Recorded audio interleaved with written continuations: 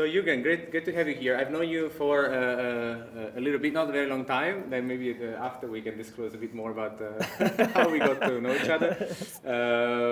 But for everyone else, I'd like to ask you, first of all, where are you from? Where's your background?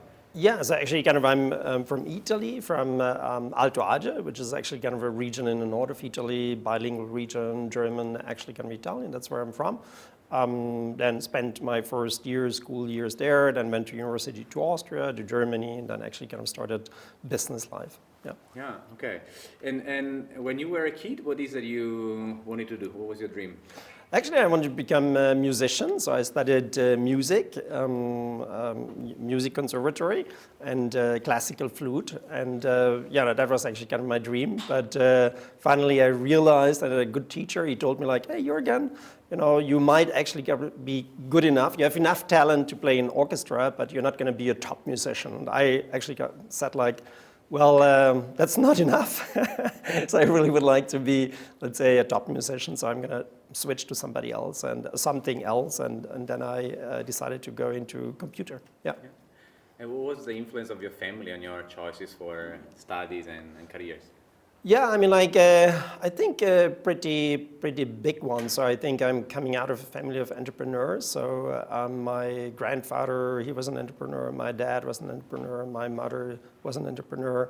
And I think like that obviously already kind of guides you to, hey, let's build something, let's run a business. Obviously you listen to all the conversations in the family about, hey, we have this problem, how do you fix this, and so on. Even if you're a kid, right? Even you just are maybe 10, 12, 14 years. I mean, if at home during lunch they speak about, oh, we have this financial problem or we have that, you're like, oh, wow, big problem and so on.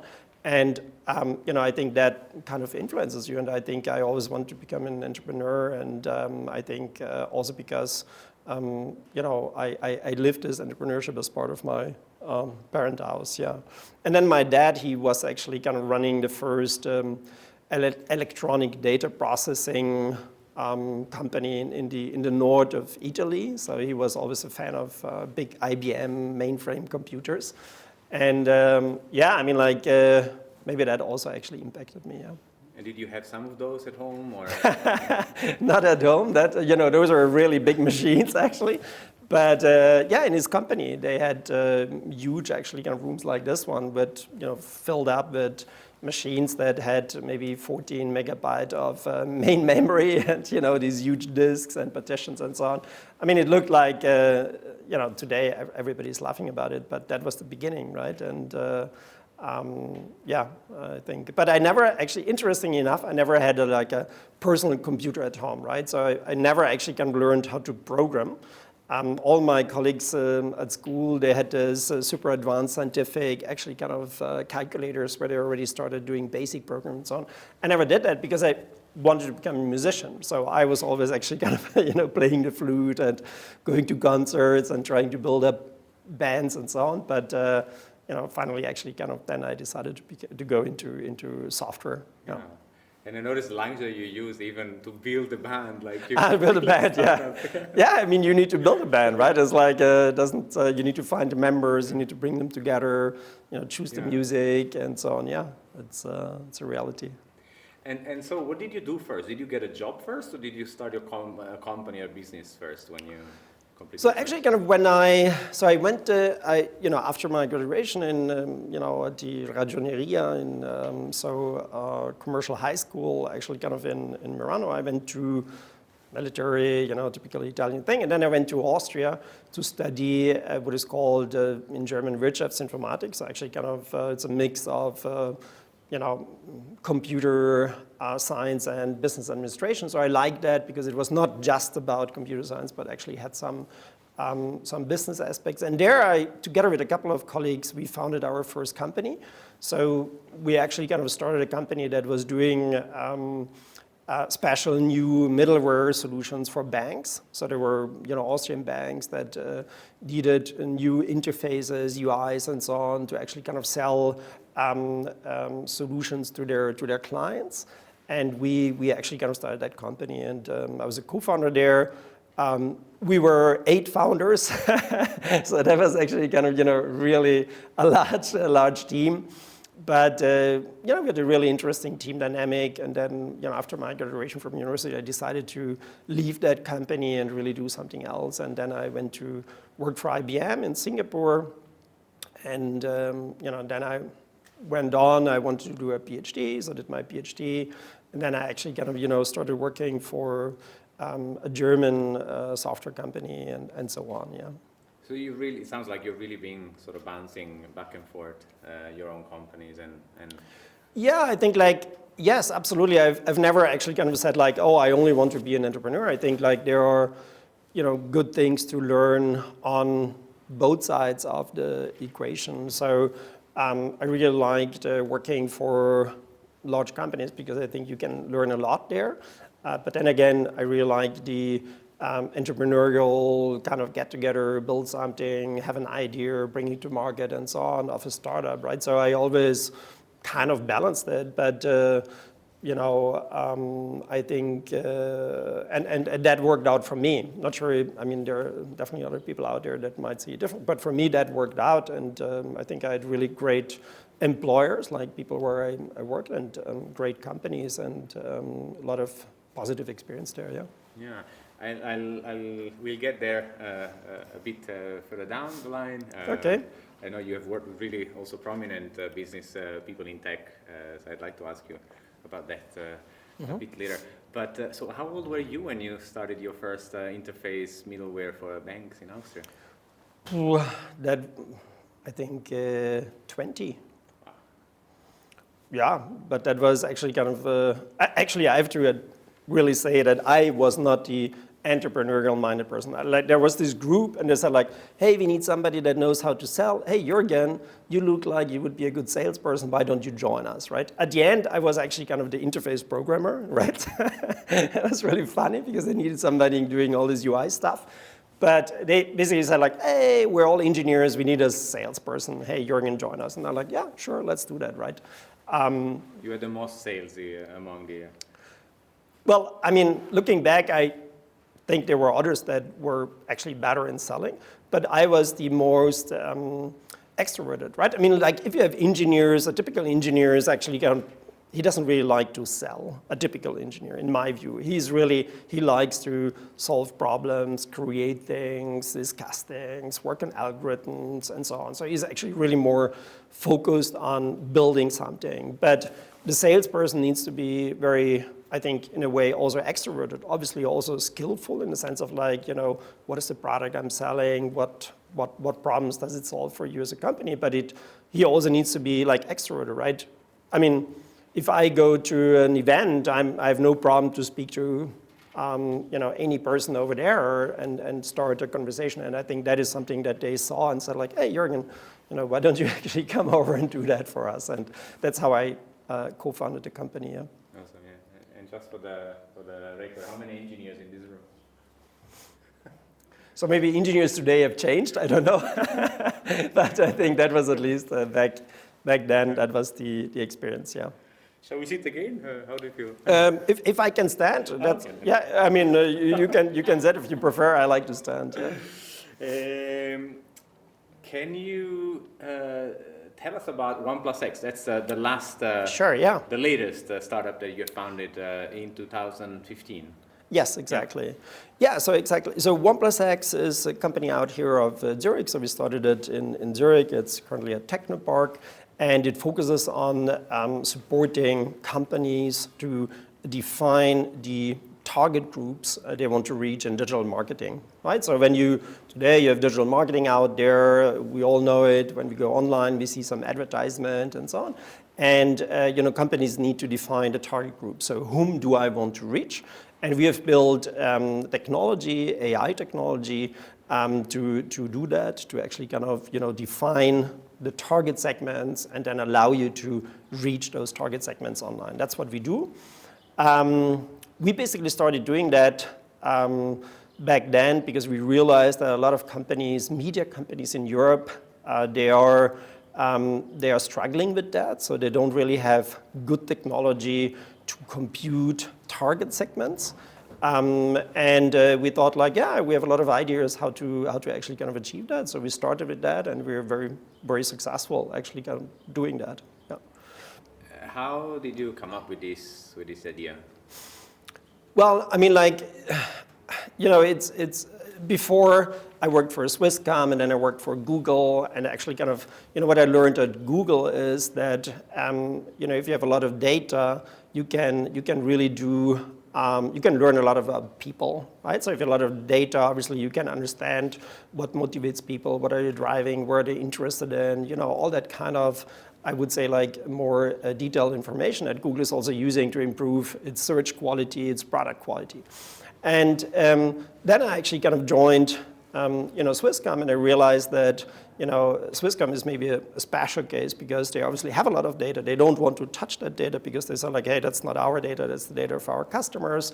But I was always there, like a Google-minded guy saying like, woo, lots of data, let's actually kind of do something with it. And the Swisscom guys were saying like, hey, you know, hands off, that's actually kind of, you know, really important that we respect this ownership and you know, of the user. I think that's absolutely correct and absolutely great that they did. But then I actually kind of said like, I started speaking with, you know, former Google colleagues. I started speaking with media companies, and they said like, media companies said like, yeah, we have all this actually kind of behavioral data and so on, but we don't know what to do with it. And then my Google colleagues said like, you know, it's very, actually kind of, let's just compute something, right? So we actually kind of went off and we just started developing in what today is called a minimum viable product, MVP. And we basically kind of, you know, had this algorithm running in the background for a media company. We said like, hey, do you want to try it? And they said like, yeah, let's try it. And suddenly we actually kind of produced better results than their own data or the data they bought, right? So large media companies historically have been buying a lot of data, so-called third-party data, and computing it and using it for targeting. And that's how we actually kind of you know, moved into this business segment, because our algorithm, which back then was still, I think, a rather simple algorithm, already achieved better results than everything else the media companies had before. Today we are super sophisticated, and yeah, but I think that's how we started. How long did it take to become profitable? Well, I mean, you know, that's now a bit speaking about what is the goal of a startup. Do you want to become profitable, or do you want to actually kind of, you know, grow? I mean, there are different strategies there. Our strategy definitely is growth and investment. So we actually kind of, you know, have just raised money last year to now, you know, expand into Asia and expand into the US. So we just started a company in the US, and we are looking into starting a company in Japan.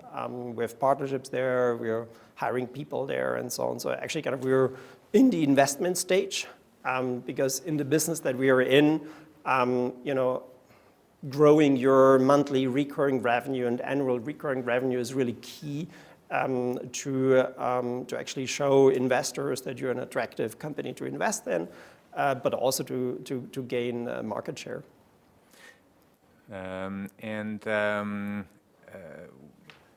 Here at StartupGrind, we really enjoy hearing about stories, personal stories, and especially the journey, how to get there. Yes, okay. I mean, of course, related to funding and growing the company. Yeah. What's been for you so far in Oneplus X the biggest challenge? The biggest challenge, well, yeah, I think like sales. I think sales is definitely the biggest challenge, has been the biggest challenge, and partly still is. Because we're in enterprise level, I would call it high-touch sales. So, I mean, depending on what kind of startup you are, you have different actually kind of sales cycles, you have different clients, obviously, that you want to reach and so on. And we are really targeting very large companies that, you know, obviously need our kind of technology because they want to offer super sophisticated and high-quality target segments for their advertisers. And so, you know, you can't, you need to build up a sales team, you need to have salespeople that are really skilled at this, that actually understand the industry, understand the technology, understand the client, understand your pricing models, and so on and so forth, are very consultative. And that, I think, is really challenging. So, I mean, like, we have been, many startups say, like, oh, you know, it was difficult to actually find engineers and so on. I mean, I can't say that it's super easy for us to find engineers, but I think we're much better at winning engineers and you know, growing our engineering team than growing our sales team. It's much more challenging to find salespeople. So, I mean, I think our investors say we're doing a great job, so I'm happy about that. But purely from, if you say, like, what is the biggest problem or what is the biggest challenge that we face, I think is really building out sales. Yeah. And is there something that you would do differently if you could go back, I don't know, any of these 5 years that you've been building the company? Yeah, I would actually kind of hire many more salespeople right at the beginning. Yeah, it's like, I mean, it's the truth. I think I'm a typical European kind of guy when it comes to product and quality and so on. I mean, you know, at another company that I had before, you know, that we, back in 2003, another startup, we actually we focused on the product, the algorithm, the quality, the measurement, and so on and so forth. It was actually kind of a positioning, you know, Wi-Fi positioning system. And our American competitor, he was like, oh, you know, I'm just going to do war driving. I'm going to, you know, just actually kind of invest in war driving. And they just focused on sales, right? So they actually kind of just hired a lot of salespeople and, you know, did finally actually kind of win the large clients, Apple and Google and so on and so forth. And that was a problem for us. And I think I thought I had learned from that, you know, when we actually kind of started 1plusX, and I think we went into selling immediately, but I did most of the sales at the beginning. And I think we were late to build out a larger sales team. Now today we have a really great actually kind of sales leader. He's doing that, but we only hired him 2 years back, and that I think was too late. And talking about hiring people, how do you go about setting the culture in the company? What do you look for? Yeah, I mean, like, so. I mean, culture is important to us. I think we focus a lot on culture in the sense of, like, we do team events. We have obviously very flat hierarchy. We're very transparent. We have every Friday we have like you know, a team event where we share the news of the week and so on. Once a month I do a CEO briefing. Yeah, actually tomorrow another one where we share the financials. How are we doing? What are the main achievements? You know, what is our cost? What is our burn rate and so on. So we are actually kind of very transparent. I think much more transparent than, you know, other larger companies. I guess a lot of startups also do that.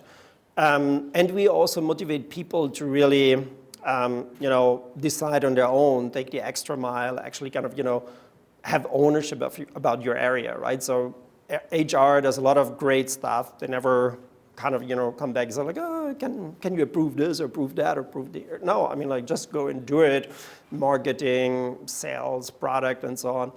And we also actually, right from the beginning, we said like, we're an engineering, product and engineering company, right? So we said like, we want engineers that really, you know, have ideas and contribute innovations. And not only actually say like, oh, you know, I'm going to write this code and that's fine. No, think about what are you doing for the entire product? How is that impacting the market? What new ideas do you have, right? Is there a new technology out there, a new kind of, you know, framework, something that could actually kind of produce an innovation that you know, our clients would appreciate. And I think this mentality brings automatically engineering and product together. Engineering challenges product, that's great.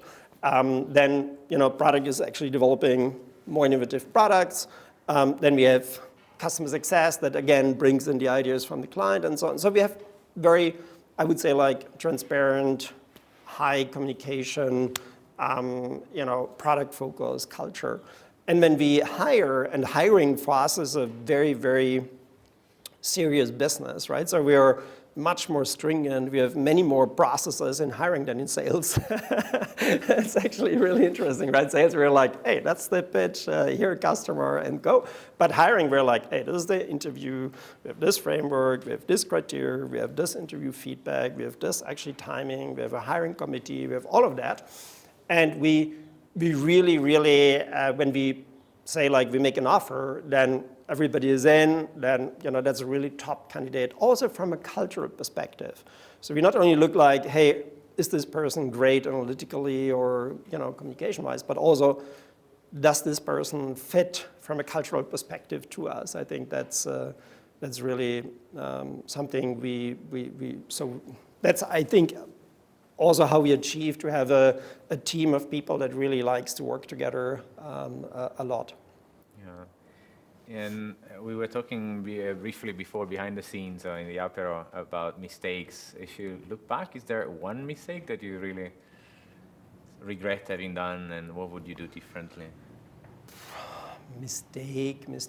Yeah, I mean, like, yes. I mean, like, there was definitely, I think, one mistake. So we had, we actually when we started the company, we had 2 VP of engineering.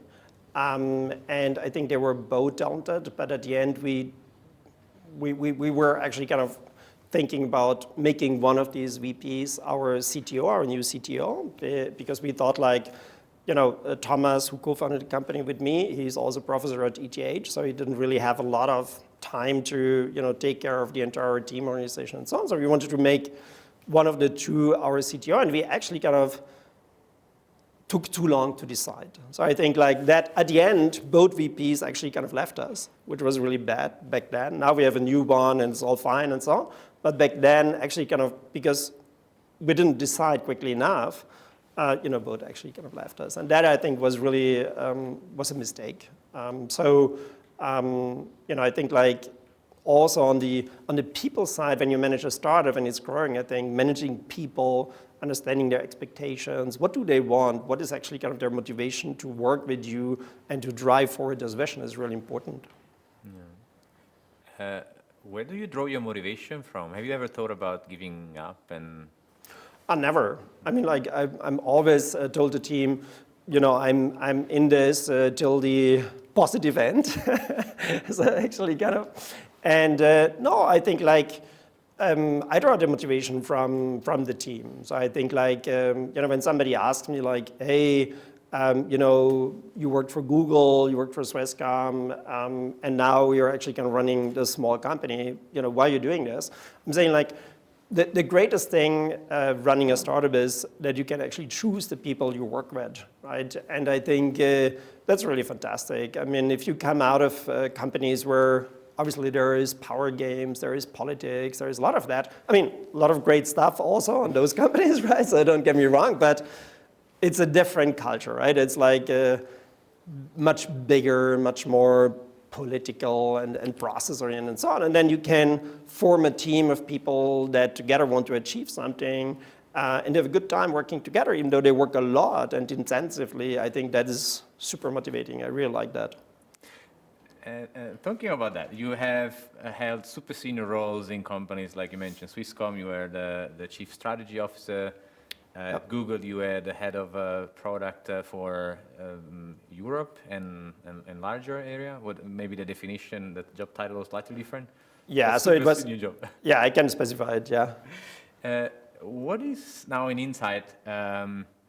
The good and the bad of if we take those 2 roles, the best and the worst for you, what's been for those 2 roles specifically? Yeah. I mean, Google was obviously, I joined Google 2007, and that was an amazing time to join Google because it was actually totally, in the flow. I mean, you could, they basically told you like, hey, you're now in charge of this, just go and do it, right? So it was really like create, without any rules, without, actually back then when I started, I was like, okay, you want me to do this, so where's my budget? Oh, we don't have a budget, so what, you don't have a budget? No, just do what you think is right, and if you need money, ask us, and we're gonna help you, right? And that was the mentality, so there was no FTE plan or whatever. So it was really kind of like just go and do something amazing and build an amazing product and bring this product into this market and so on. And whatever you need, we will actually help you to achieve that.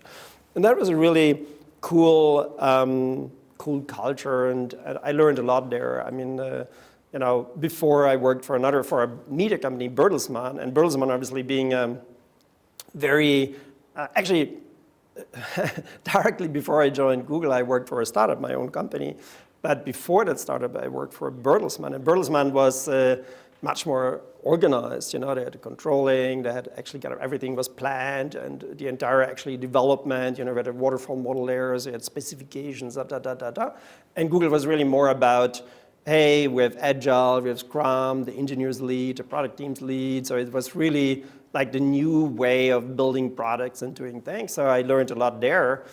At a certain point, I mean, like, for me, it's a bit like that, not now at 1plusX actually, but before, after 5-6 years, I had this like, hey, I need to experience something new, right? And that was the same a bit with Google. Google centralized a lot more, so, different organization structure and so on. And I said like, and then Swisscom came and Carsten Schloter actually kind of approached me and said like, hey, do you want to, help us to build the internet business of Swisscom out, right? And I thought like that's really cool, and it was really great working with him and with the team over there. I mean, obviously it's totally different cultures, right? But I think it's good to see different cultures. I mean, I'm totally open to that. I would actually kind of recommend everyone to experience different cultures and just try to pick out the best of it, right? So I learned things at Swisscom, I learned things at Google. I was able to contribute, I think, at both companies. I think, that was actually for me a good learning, even though a lot of people actually ask that, like, hey, why are you going from Google to Swisscom? So like, well, Swisscom is also a cool company, right? They really have super high qualified people. They have an amazing, actually, kind of market position. So it's a really cool company. And I think like, obviously it has cultural differences, but that's the way it is. And if you work for these companies, I think you should do your best to also adapt and to pick out the positive values of it. And Jürgen, you worked with Marissa Mayer and Sundar Pichai. Yes. The current CEO of Google. Yeah. And she's now CEO of Yahoo or ex-CEO of Yahoo. Super, Marissa. historical figures. How was it to work with them? Oh yeah, that was actually pretty amazing. I mean, Marissa is, I would say like an energy. It's pure humanized energy. she's really super energetic, and was super interesting. I mean, I was on her team, and Sundar was on her team, so we were actually kind of peers on her team.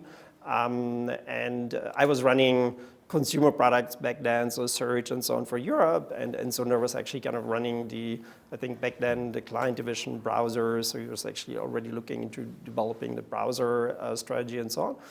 It was great. I think like very inspiring people. I mean, all very smart, obviously, very intelligent and very inspiring people. And again, I think like you can, if you work for, if you can choose to work for somebody that is challenging you a lot, then you should do that, right? I mean, that's again something, sometimes I have actually kind of people that come to me and say like, yeah, you're looking for this role and now you're making me an offer, but am I actually kind of really capable to do this? And I'm like, why do you question that? I mean, if we believe that you're capable to do that, just go and do it, right? I mean, like, even if you before have not been a team lead or have not done this or whatever, don't care. I mean, just take the mission and do it. And I think it's the same when you work with challenging people, and obviously they are in a way challenging because they have a lot of super smart questions and a lot of stuff that they want you to do. Then you can, I think, in a way, learn a lot from that. So, I mean, I've lost actually kind of relationship to them because I think they're super busy, but the time back then was a really good one, and I wouldn't like to miss it. Yeah.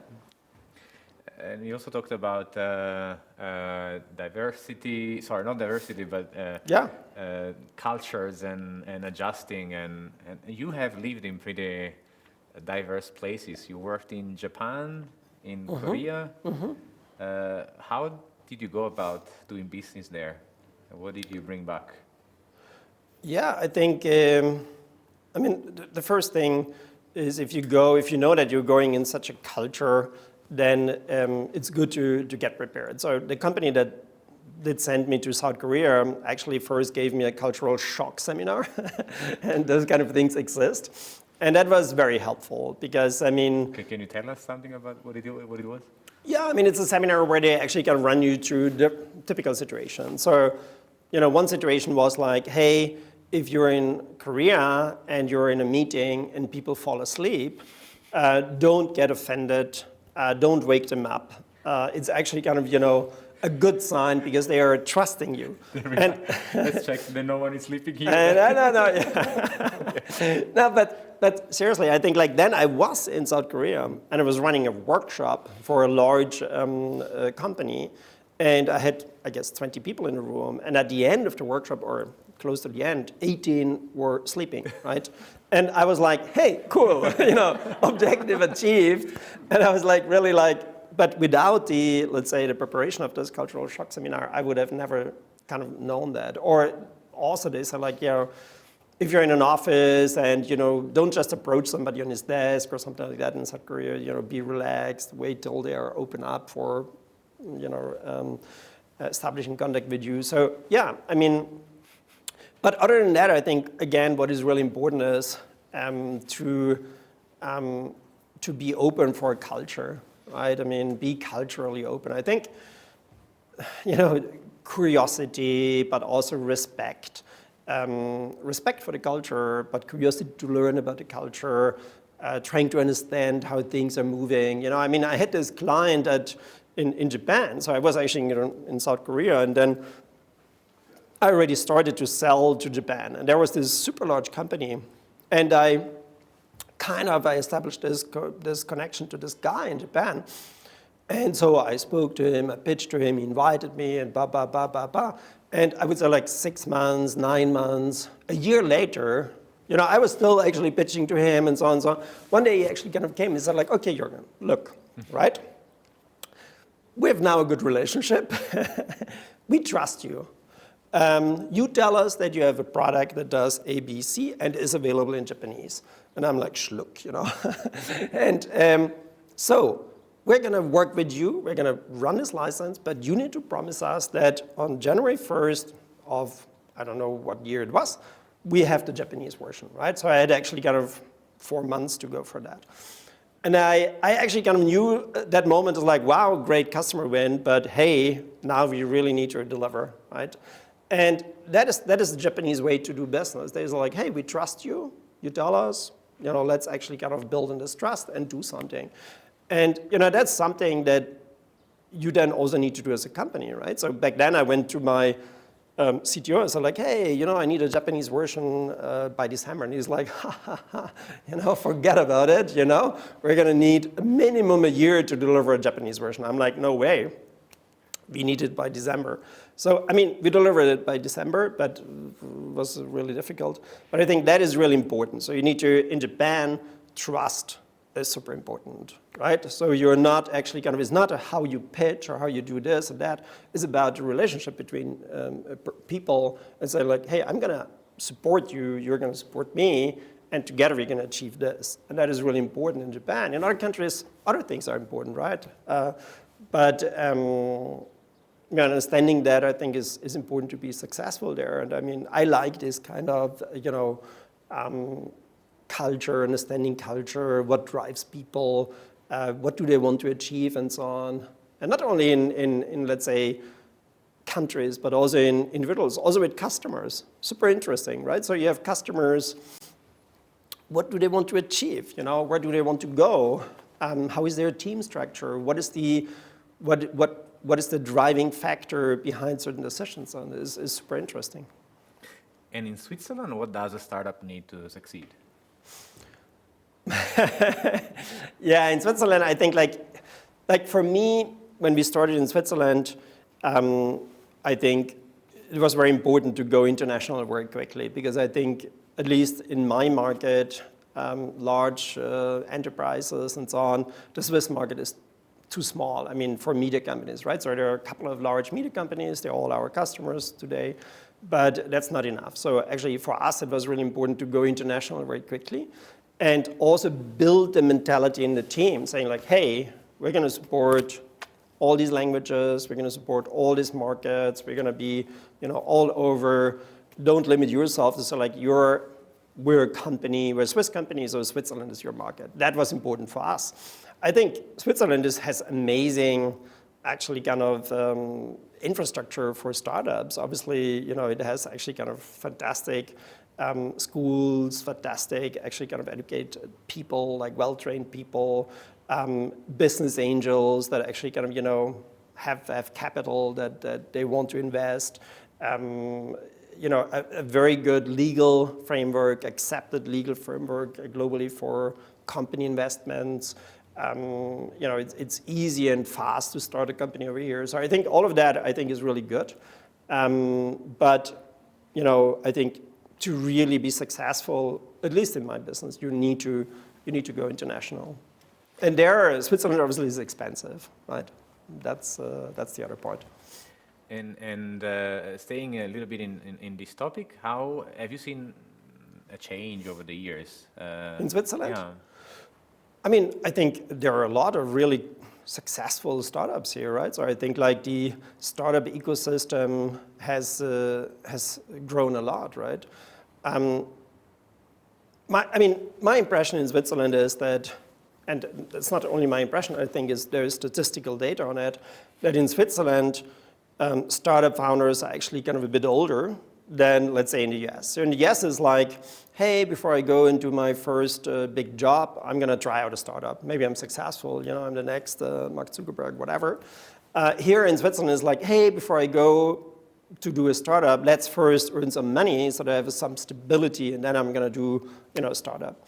And that obviously brings a bit of, I would say, like, creates different startups. I think Swiss startups have more experienced people, but are also maybe not as dynamic and as maybe typical kind of student-born startups, right?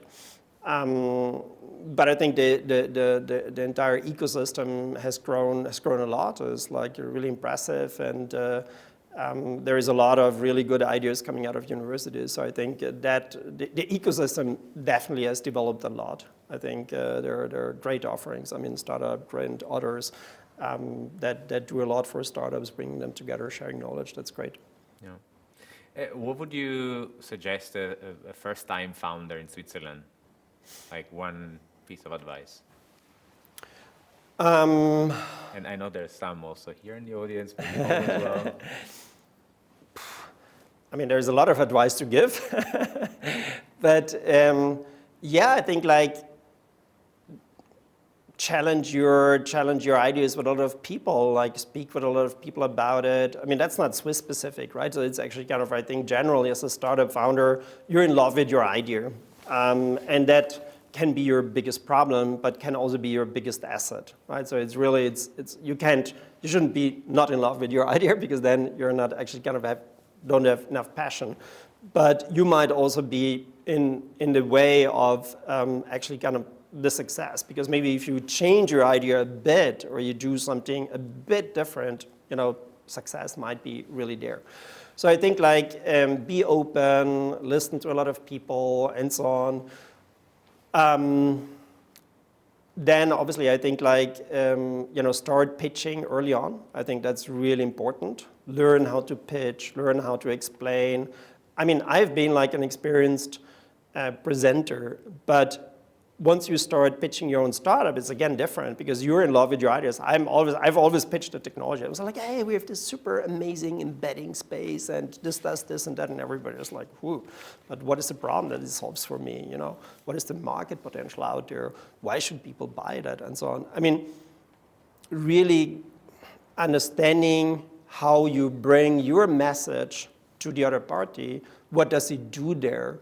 what kind of images does it create in the brain of the, of the person that you're speaking with is really important. And then also like, how do you pitch to an investor? How do you pitch to a potential co-entrepreneur? How do you pitch to a client, a supplier? It might be different. So you need to really, that's really important, I think. And also, again, don't be shy on business plans. That's a difficult thing. Like in the US, everybody is like, when you look at a US business plan, it's like, wow, When you look at a Swiss business plan, it's like, woo, it's like. We will conquer price for and. No, we're like, hey, we're Swiss. We're realistic. We're actually kind of, these are the numbers, we controlled them, and the market is like that, la, la, la. I mean, Americans say like, hey, the market is as big as it needs to be, Like that's a bit the American attitude, and I think that's different. And investors want that. I mean, investors know that they actually kind of need to kind of discount a bit your enthusiasm if you're actually kind of a typical entrepreneur.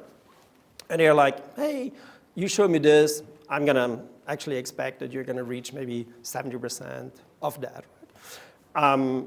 But if you then are too conservative as a founder, it actually hurts you, because I think that's not what the people out there expect. How did you pitch to your investors? You've been very successful raising, can we say that, 17 million so far? Mm-hmm. How to do that? How did you do that?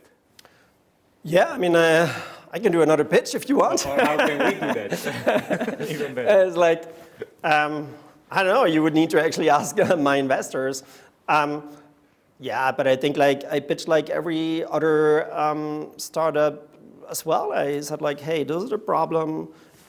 This is the solution I'm bringing. This is the market size. This is how we're going to scale it, and so on and so forth. I think what is very important is that you understand at what stage you are and to what investor you're speaking, right? So obviously, if you're we are currently in a growth stage. That's what the different stages are. We're in a growth stage, not in a seed state, not in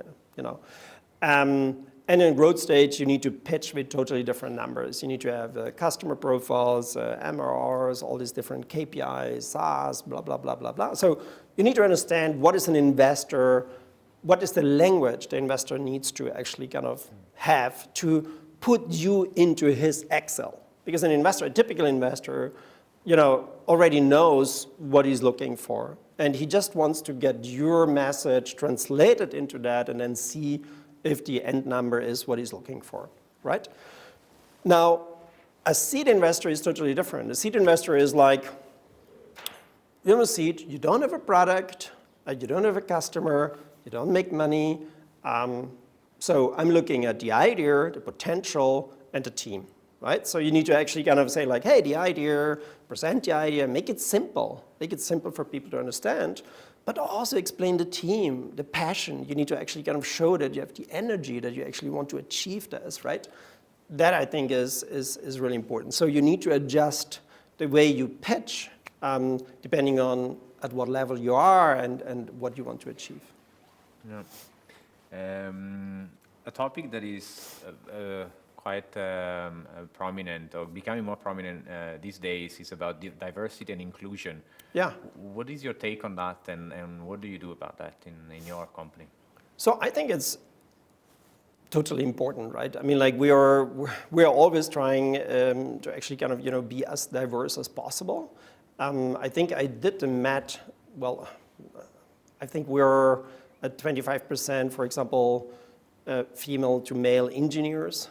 But I think diversity is not only gender, but is a lot more, right? So it's actually kind of, I think it's very important, because I think if you really want to get creative stuff, you need to be diverse, right? So, and I think what is also important is that you have people that agree to that, right? So it's not enough that you as an CEOs are like, oh yeah, we need to be diverse and so on and so forth. You need to have the team wanting it and actually kind of HR then also, really communicating it out and recruiting the way it is. Yeah, I think it's important, but it's difficult to achieve, because in the sense of like, how do you measure it, right? So do you want to, it sounds a bit weird, right? What is the sexual orientation? What is the gender? What is the religious, the political, whatever orientation and so on? You don't want to go out. You don't actually kind of ask in the interviews like, hey, what is your sexual orientation, right? No, you're not supposed to do that. And I think, but on the other hand, you should be totally open for that, right? And I think that is important. And we're actually specifically now looking into training also in interviews to be open, right? So if you do an interview, sometimes you have subconscious, I would say like mental restrictions, right? So, somebody is looking at me like that. I'm like, I don't like that, right? So how do you actually kind of make sure that you notice your perception as an interviewer and you actually kind of, move that out. You say like, yeah, this person looks really weird, but hey, that's not what this is about. This is about actually finding a new colleague, and he might look weird now, but in the future he's going to smile beautifully, right? So I mean, like, that is also something. Self-awareness, it sounds like. Yeah, self-awareness. I think there are trainings, online trainings you can do, and it's quite interesting to actually see the result. And it also kind of calibrates you and hopefully helps to actually kind of build more openness and diversity. Yeah. I checked the time. Yeah, we still have a few minutes to go. Sure. Because we touched on self-awareness, I'm also curious to know if you have your own morning routine, something to keep you sort of grounded, especially when it gets really hectic. No, I don't really have any morning routines. I mean, right now, my morning routine is to, I have a 15-month-old daughter. So I'm actually kind of the one that, does all the clothing, diaper changes, preparing breakfast, and so on. I do the entire morning stuff for the little one and for us as a family.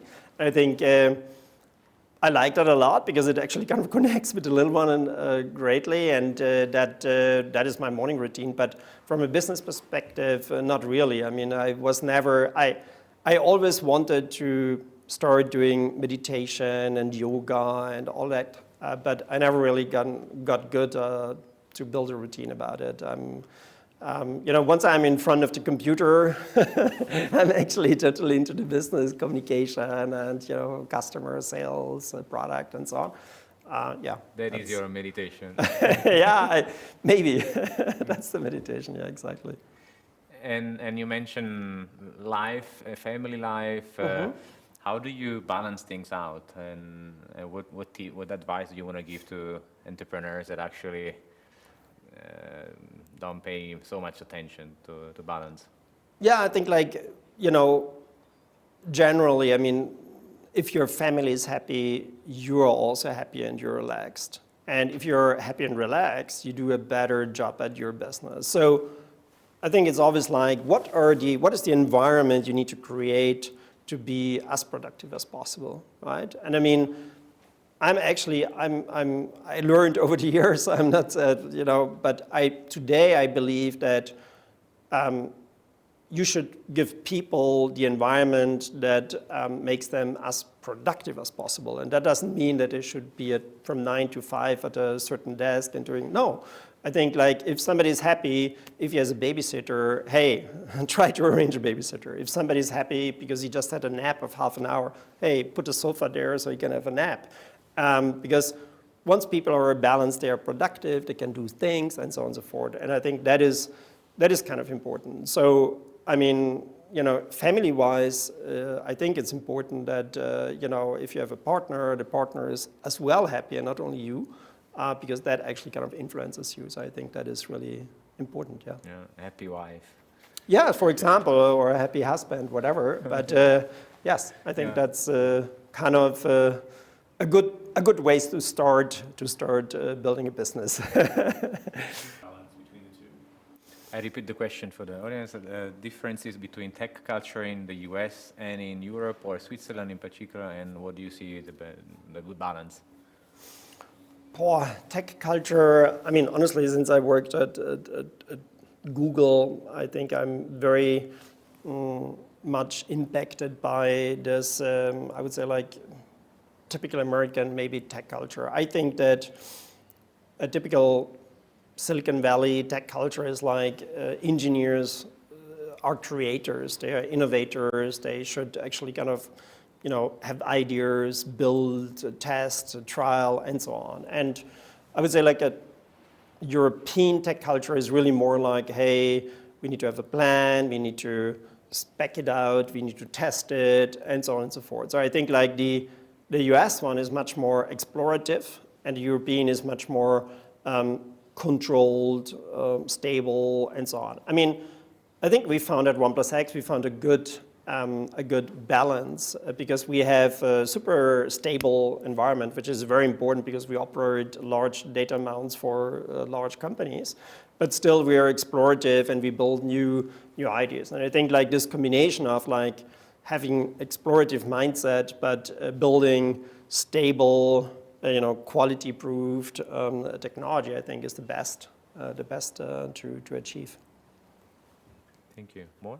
You talked a little bit about founding your business here, but is there, from your perspective, a strong business reason for having a startup in Switzerland versus, I don't know, Germany, or in your case, you come from Italy, maybe you have roots there, or the UK?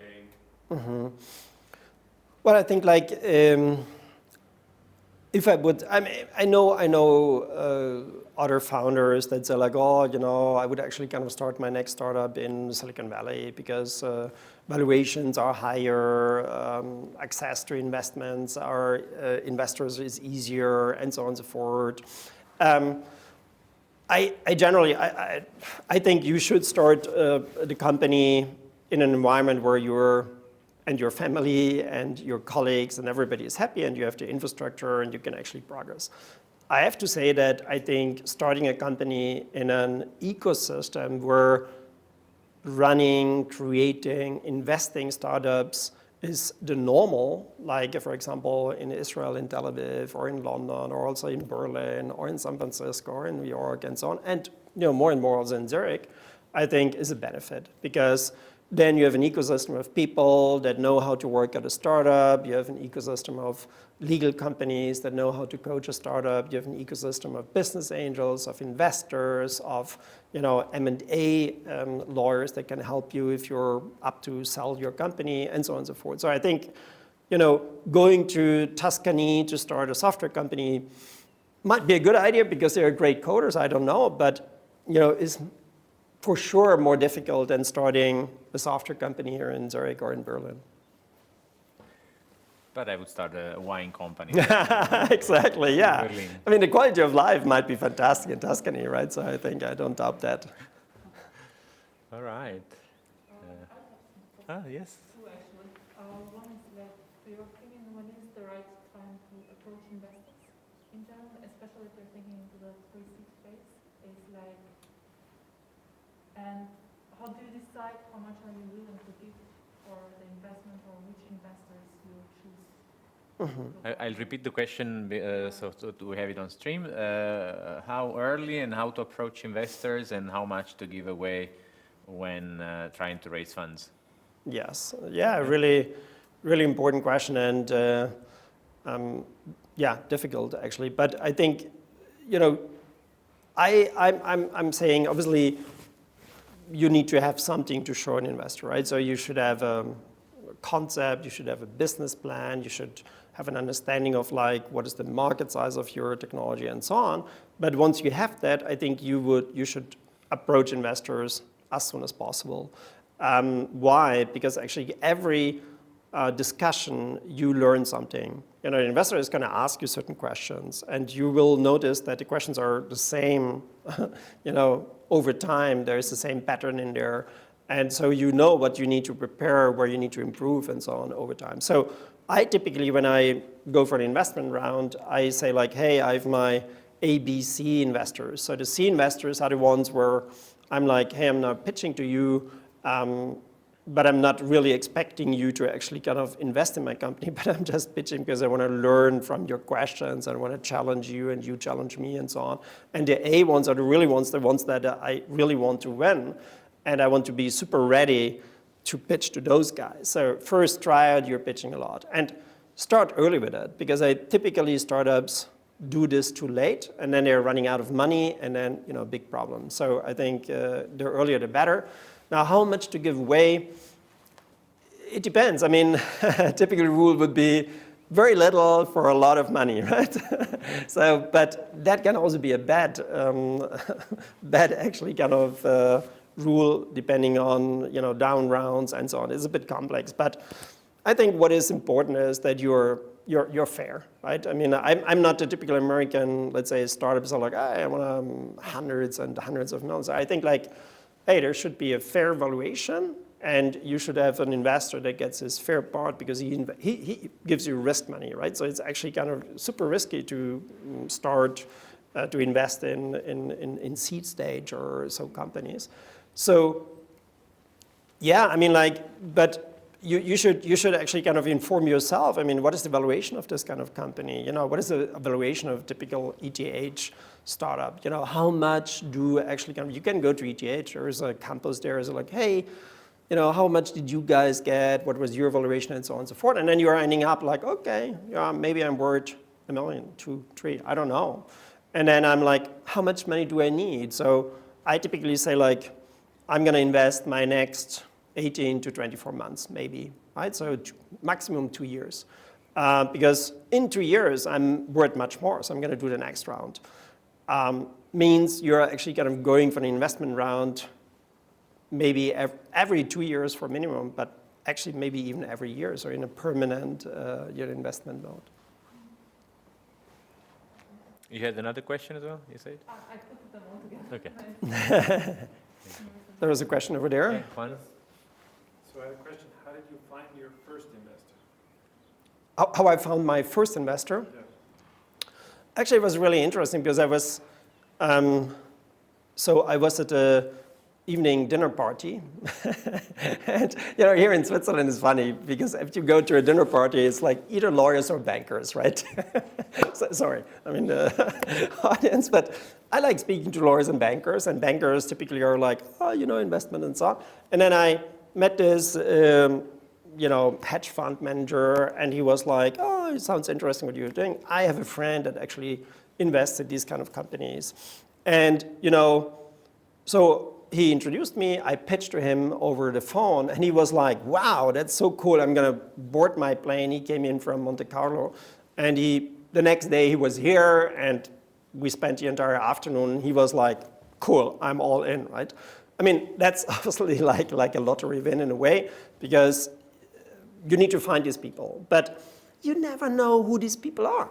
Seriously. I mean, like, you shouldn't, especially if you're in a seed stage, pitch to everyone. Pitch to the friend of your mother. Pitch to, outside of the church or whatever. I mean, like, seriously. I mean, you need to just go broad and do it. And, you will run into a person that says, like, I really like this idea. I'm really enthusiastic about it. I'm going to go for it. And that, once you have one person, that creates a vibe, because that person might have friends that are also business angels and so on. And, that actually kind of creates a community. And then our first round was a community of people. They all somehow knew each other, and everybody gave, 50K, 100K, this, blah, blah, blah. And then finally we had, I think 2 million or something that we did in the first round.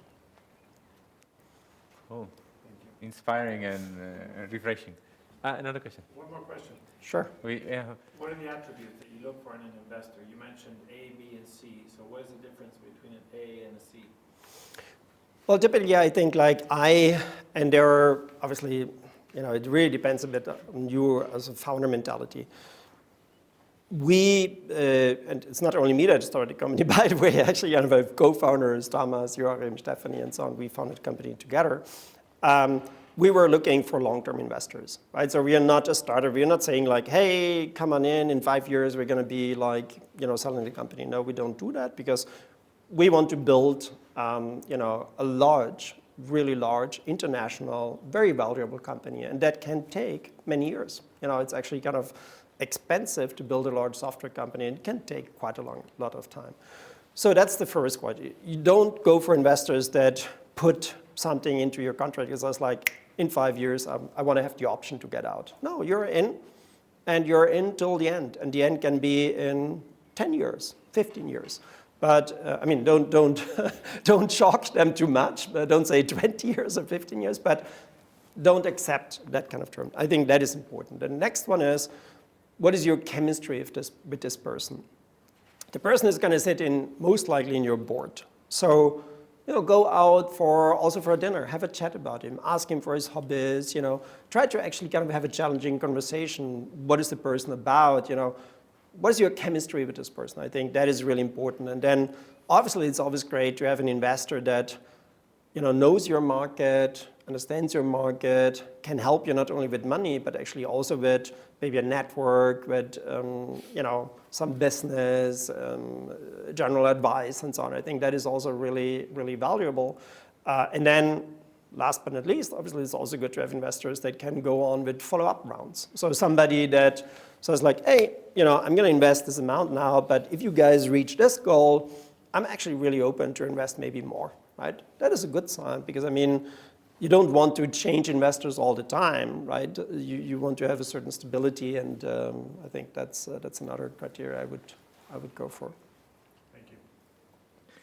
And yeah, we're super tight with time, David. Yes. I'm going to answer very quickly. Yeah. A follow-up on this question. Yeah. So if things go south with an investor, he doesn't do what he had promised, or the chemistry is not there, how do you get rid of him? Or her? You want to repeat? So how to get rid of an investor if things don't work out? Well, I mean, honestly, I've never been in such a situation, luckily. But I'm pretty much sure the investor has an idea, because an investor also, if it doesn't work out, it's not only for you, but also for the investors. The investor is going to tell you like, hey, let's do this, and tschüss, right?